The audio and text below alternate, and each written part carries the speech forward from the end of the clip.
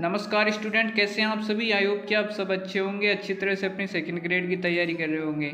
जैसा कि स्टूडेंट आप सभी जानते हैं कि हमने सेकंड ग्रेड टीचर 2026 के लिए 1 क्वेश्चन शो स्टार्ट कर दिया था। आज उसकी दूसरी क्लास है। इसमें हम राज्यपाल से रिलेटेड जो भी क्वेश्चन आए हुए हैं या इनसे रिलेटेड जो भी अनुच्छेद है या राज्यपाल से रिलेटेड जितनी भी थ्योरी है उसको एक क्विक रिवीजन के रूप में हम स्टडी करेंगे। तो बिना टाइम वेस्ट के वीडियो को स्टार्ट करते हैं। देखो, जो ये 1 क्वेश्चन शो क्या दूसरी क्लास है और इसकी पीडीएफ आपको शिव विद्यापीठ जो टेलीग्राम चैनल है उस पर मिल जाएगी। देखो, आज का जो हमारा टॉपिक रहेगा राज्यपाल रहेगा, गवर्नर रहेगा ना। और राज्य सरकार, देखो राज्य सरकार का उल्लेख है संविधान के भाग 6 में।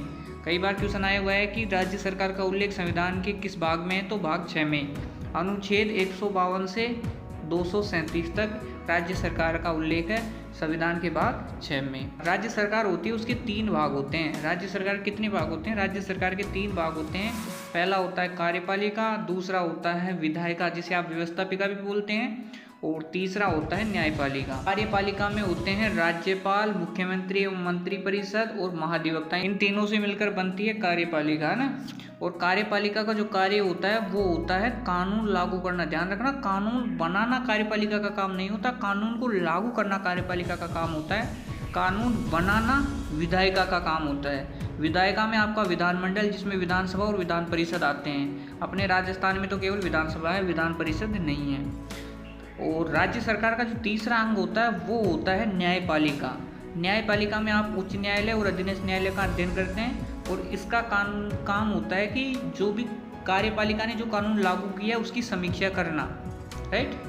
देखो, राज्यपाल कार्यपालिका का नाम मात्र प्रधान होता है। नाम मात्र का मतलब होता है जिसके पास शक्तियां तो पूरी है लेकिन उनका यूज वो अपने अधीनस्थ अधिकारियों यानी मंत्रिपरिषद के सहयोग से ही कर पाता है।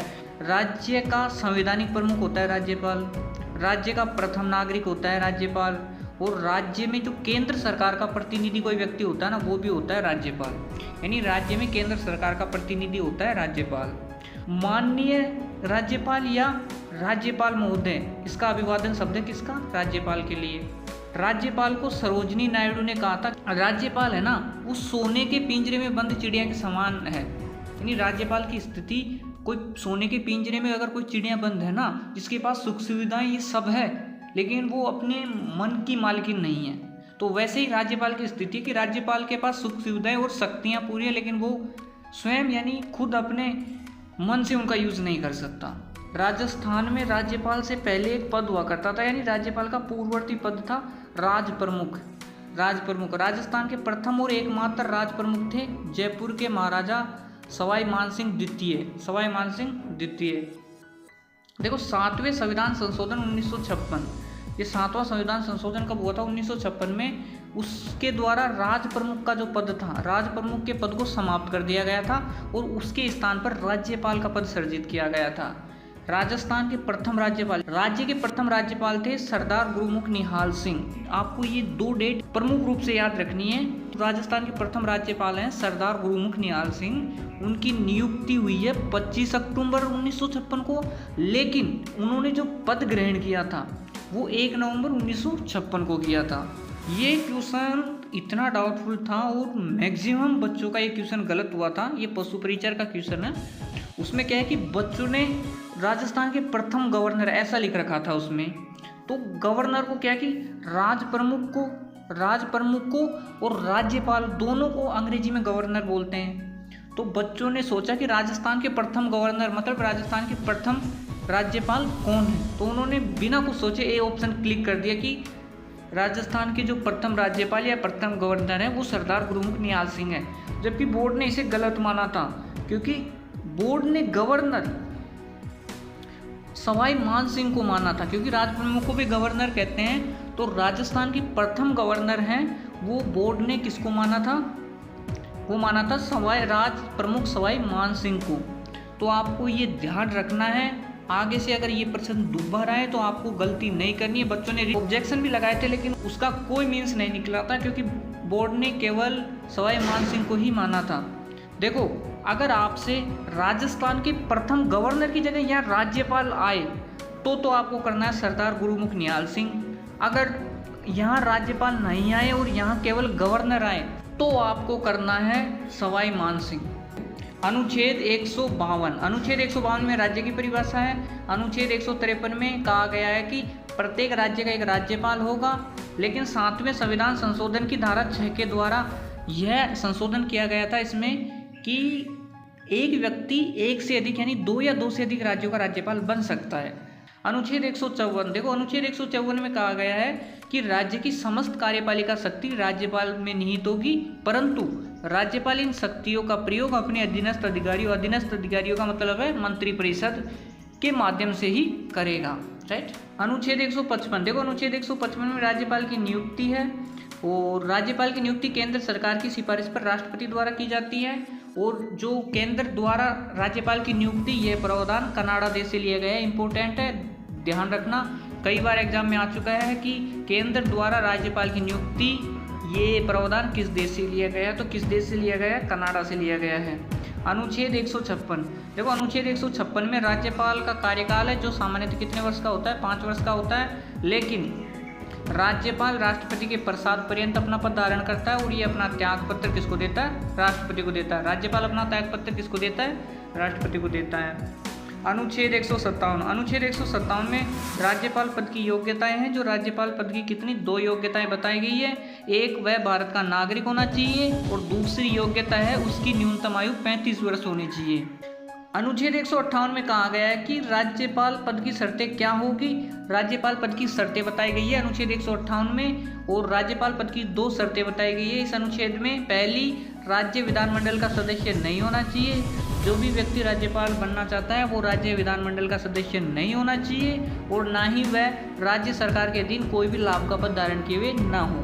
अनुच्छेद 159, अनुच्छेद 159 में राज्यपाल पद की शपथ है। राज्यपाल पद की शपथ उच्च न्यायालय का जो मुख्य न्यायाधीश है, अपने हाईकोर्ट का जो मुख्य न्यायाधीश है ना, चीफ जस्टिस है, वो राज्यपाल को शपथ दिलाता है। अगर मान लो किसी कारणवश उच्च न्यायालय के मुख्य न्यायाधीश अनुपस्थित रहते हैं तो उस स्थिति में उच्च न्यायालय का जो वरिष्ठ न्यायाधीश है वो भी राज्यपाल को शपथ दिला सकता है। अनुच्छेद 160, अनुच्छेद 160 में आकस्मिक परिस्थिति में राज्य के राज्यपाल के कार्यों के निर्वहन से संबंधित है। अनुच्छेद 160 है ना, वो कहता है कि मान लो कोई भी आकस्मिक परिस्थिति आ गई जिसमें राज्य का राज्यपाल कार्य करने के लिए वो सक्षम नहीं है, तो उस स्थिति में राष्ट्रपति को ये अधिकार है कि वो उसके स्थान पर उसके अनुसार कोई भी व्यक्ति को नियुक्त कर सकता है ताकि राज्य का कार्य रुके ना। अनुच्छेद 161, अनुच्छेद 161 में राज्यपाल की समाधान शक्तियां हैं और राज्यपाल मृत्युदंड को समान नहीं कर सकता। राज्यपाल कभी भी किसी भी मृत्युदंड को समान नहीं कर सकता क्योंकि यह अधिकार उसके पास नहीं है, यह अधिकार केवल और केवल राष्ट्रपति के पास होता है। अनुच्छेद 162, अनुच्छेद 162 में राज्य की कार्यपालिका की जो शक्तियाँ उनका विस्तार है, यानी राज्य की कार्यपालिका राज्य सूची और समवर्ती सूची पर कानून बना सकती है। अनुच्छेद 164, अनुच्छेद 164 में राज्यपाल मुख्यमंत्री की नियुक्ति करता है। अनुच्छेद 164 में कहा गया है कि राज्य का जो राज्यपाल है वो मुख्यमंत्री की नियुक्ति करेगा और मुख्यमंत्री की सलाह पर अन्य मंत्रियों की नियुक्ति करेगा। अनुच्छेद 166, अनुच्छेद 166 में राज्य सरकार की जो समस्त कार्यपालिका कार्रवाई है ना वो राज्यपाल के नाम से होगी, ऐसा वर्णित है। अनुच्छेद 166 कहता है कि राज्य सरकार की समस्त कार्यपालिका कार्रवाई राज्यपाल के नाम से ही होगी। और अनुच्छेद 175, अनुच्छेद 175 में राज्यपाल विधानमंडल के किसी भी सदन में या फिर एक साथ दोनों सदनों में अभिभाषण कर सकता है, इसका उल्लेख है। अनुच्छेद 176, अनुच्छेद 176 में राज्यपाल का विशेष अभिभाषण है, यानी राज्यपाल का विशेष अभिभाषण यानी राज्यपाल जब भी नई सरकार बनती है तो उसका जो पहला सत्र है उसमें अभिभाषण करता है और प्रत्येक वर्ष का जो पहला सत्र है उसमें अभिभाषण करता है वो। अनुच्छेद 200, अनुच्छेद 200 के अनुसार जब कोई विधेयक राज्य विधानमंडल द्वारा पारित कर दिया जाता है और राष्ट्रपति की अनुमति के लिए उसके पास भेजा जाता है तो इस अनुच्छेद के अनुसार राज्यपाल के पास उस विधेयक को अनुमति देने का अधिकार होता है, पुनर्विचार के लिए वापस कर सकता है विधानमंडल को, लेकिन धन विधेयक को वापस नहीं करता। ये इंपॉर्टेंट, आपको ये चीज़ जरूर ध्यान रखनी है कि धन विधेयक को राज्यपाल कभी भी पुनर्विचार के लिए वापस विधानमंडल में नहीं लौटा सकता। और इसके अनुसार तीसरा है कि राष्ट्रपति के विचार के लिए भी वह उस जो विधेयक है उसको सुरक्षित रख सकता है। तो अनुच्छेद 200 के अनुसार राष्ट्रपति के पास ये अधिकार है कि वो किसी भी जो विधेयक उसके पास आया उसको अनुमति दे सकता है, पुनर्विचार के लिए वापस कर सकता है और राष्ट्रपति के विचार के लिए उसे सुरक्षित रख सकता है। चलो अब हम राज्यपाल के जो कार्य और शक्तियाँ हैं उनके बारे में स्टडी करते हैं। देखो, राज्यपाल राज्य विधानसभा का सत्र आहूत करता है, यानी राज्य विधानसभा का जो सत्र है वो आहूत करता है, उसका सत्रावसान करता है और राज्य विधानसभा को भंग भी कर सकता है राज्यपाल। दूसरा उसका कार्य होता है राज्यपाल विधानसभा में भाषण दे सकता है, ये उसके पास शक्ति होती है कि राज्यपाल विधानसभा में भाषण दे सकता है। तीसरा, राज्यपाल विधानसभा में जो बहुमत प्राप्त दल के नेता है ना उसको सीएम नियुक्त करता है और सीएम की परामर्श के आधार पर अन्य मंत्रियों की नियुक्ति करता है राज्यपाल। चौथा, देखो, राज्यपाल जब राज्य विधानसभा का सत्र नहीं चल रहा होता है और उस टाइम पे मान लो कोई अर्जेंट कानून की जरूरत पड़ गई तो उस समय वो अध्यादेश जारी कर सकता है और इसका उल्लेख है अनुच्छेद 213 में। ये जरूर याद रख लेना, अनुच्छेद 213 राज्यपाल को अध्यादेश जारी करने की शक्ति देता है। अध्यादेश होता है एक अस्थायी कानून, अध्यादेश जारी करने की शक्ति कौन सा अनुच्छेद देता है? अनुच्छेद 213। पांचवा, राज्यपाल राज्य विधानसभा में राज्य सरकार का बजट प्रस्तुत करवाता है। छठा, देखो, राज्य में संवैधानिक तंत्र के विफल हो जाने पर, मान लो राज्य में संवैधानिक तंत्र काम नहीं कर रहा, यानी उसके विफल हो जाने पर राज्यपाल भारत के राष्ट्रपति को राज्य में राष्ट्रपति शासन लगाने के लिए कह सकता है या सिफारिश कर सकता है। इसका उल्लेख अनुच्छेद 356 में। अनुच्छेद 356 में, अनुच्छेद 356 में इस बात का उल्लेख है, अगर किसी राज्य में संवैधानिक तंत्र विफल हो गया तो राज्यपाल राष्ट्रपति को उस राज्य में राष्ट्रपति शासन लगाने की सिफारिश कर सकता है। और राजस्थान में ऐसा अब तक 4 बार हो चुका है, यानी राजस्थान में 4 बार राष्ट्रपति शासन लगाया जा चुका है। अब वो 4 बार कब कब लगाया गया देखते हैं। देखो, राजस्थान में राष्ट्रपति शासन, देखो, वर्ष सबसे पहले लगाया गया था 1967 में। उस टाइम पे राज्यपाल थे डॉक्टर संपूर्णानंद और सरकार थी मोहनलाल सुखाड़िया की, यानी उस टाइम पे मुख्यमंत्री मोहनलाल सुखाड़िया थे। दूसरी बार लगाया गया था 1977 में। 1977 में जो राज्यपाल थे वो वेदपाल त्यागी साहब थे और मुख्यमंत्री थे हरिदेव जोशी। तीसरी बार लगाया गया था 1980 में और उस टाइम पे जो राज्यपाल थे वो थे रघुकुल तिलक साहब और मुख्यमंत्री थे भैरों सिंह शेखावत, मुख्यमंत्री भैरों सिंह शेखावत थे। और चौथी बार लगा था 1992 में, जिस टाइम पे राज्यपाल थे एम चन्ना रेड्डी साहब और उस टाइम पे सीएम भैरों सिंह शेखावती थे।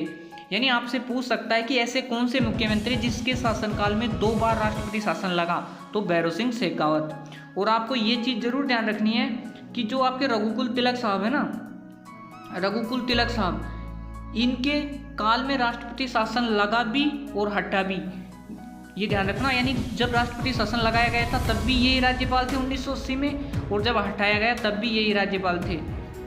और देखो, पहला राष्ट्रपति शासन जो कब लगा था 1967 में, सबसे कम अवधि वाला राष्ट्रपति शासन था क्योंकि ये केवल 45 दिन तक लगा था।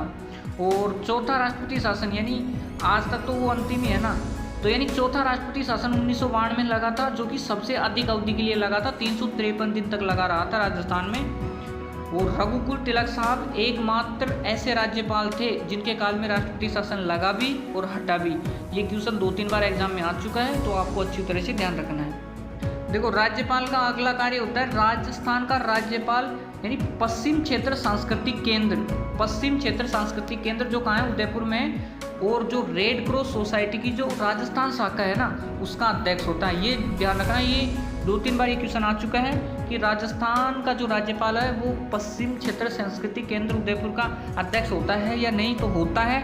और दूसरा, वो राजस्थान रेड क्रॉस सोसाइटी है ना, जिसकी राजस्थान शाखा है, उसका अध्यक्ष भी कौन होता है? राज्यपाल ही होता है। रेड क्रॉस सोसाइटी का जो उपाध्यक्ष होता है वो सीएम होता है। राज्यपाल राजस्थान सैनिक कल्याण बोर्ड का जो पदेन अध्यक्ष भी होता है और इसका संरक्षक भी होता है। यानी सैनिक कल्याण बोर्ड का पदेन अध्यक्ष भी राज्यपाल होता है और इसका संरक्षक भी होता है। और साथ में जो स्काउट गाइड है उसका संरक्षक भी कौन होता है? राज्यपाल होता है।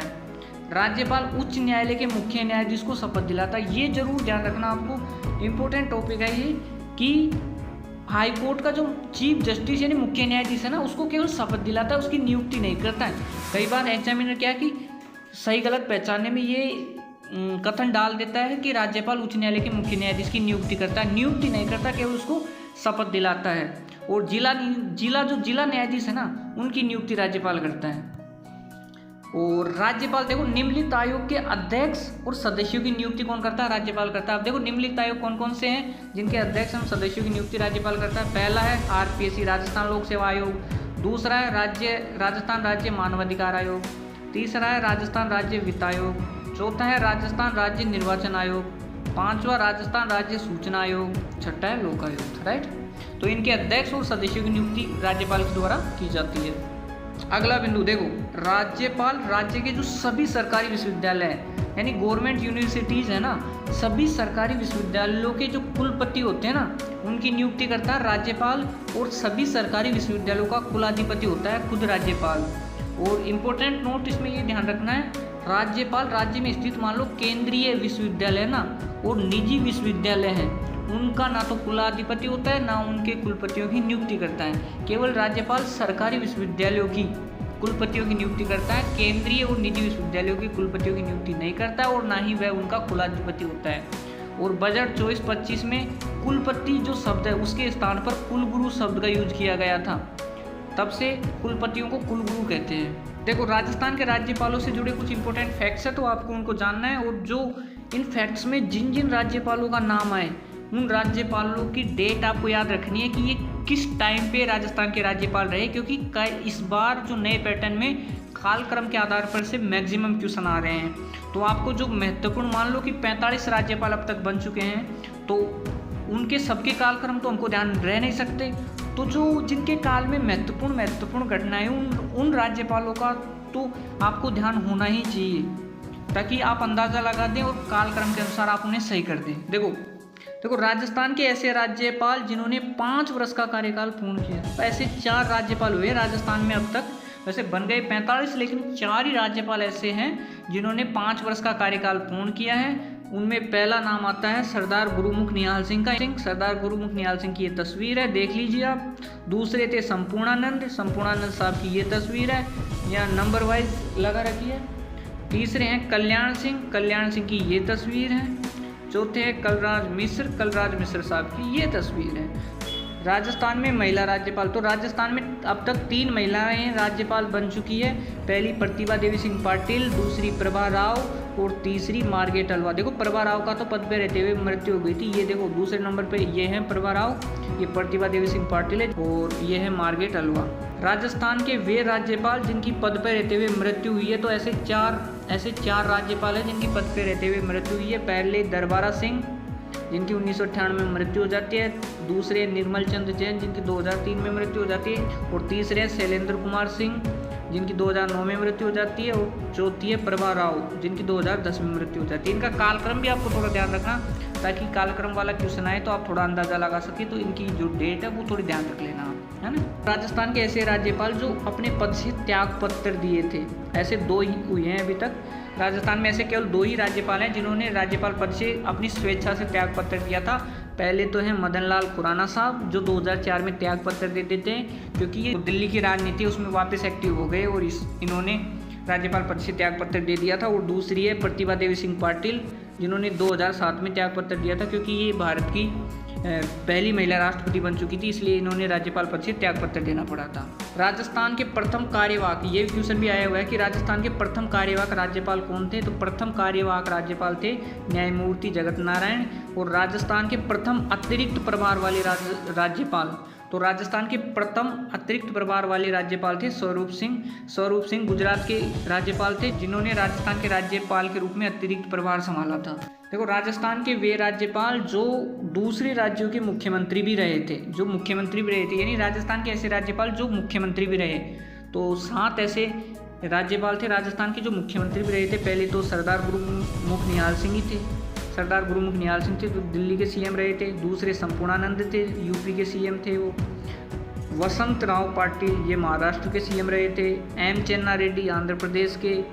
मदन लाल खुराना दिल्ली के सीएम रहे। कल्याण सिंह यूपी के सीएम रहे और दरबारा सिंह पंजाब के सीएम रहे।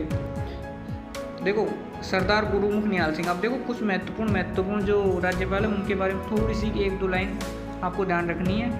सरदार गुरुमुख निहाल सिंह, आपको पता ही है कि इन्होंने पदभार 1 नवंबर को संभाला था और 25 अक्टूबर को इनकी नियुक्ति हुई थी 1956। 25 अक्टूबर 1956 को तो इनकी नियुक्ति हुई थी और इन्होंने जो कार्यभार 1 नवंबर को संभाला था, ये आपको पहले पढ़ा दिया मैंने। इनका कार्यकाल सबसे लंबा था क्योंकि राजस्थान के राज्यपाल के रूप में इन्होंने 6 वर्ष कार्यकाल किया था। जो सबसे आज तक के जो राज्यपाल हैं उनमें सबसे लंबा कार्यकाल है इनका। दूसरे संपूर्णानंद, ये राजस्थान के दूसरे राज्यपाल थे।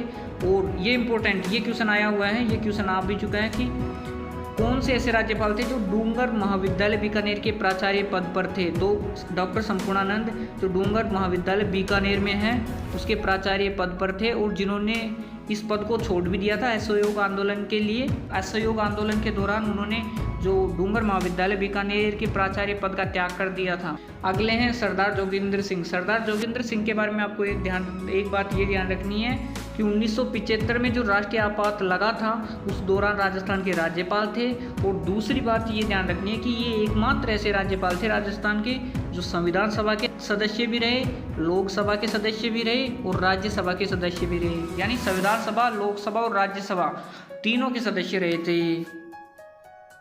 ओम प्रकाश मेहरा, इंपॉर्टेंट, इनसे भी ये दोनों जो फैक्ट है ये दोनों एग्जाम में आए हुए हैं। ये एयर चीफ मार्शल भी रहे और हिंदुस्तान एरोनॉटिक्स लिमिटेड के अध्यक्ष भी रहे।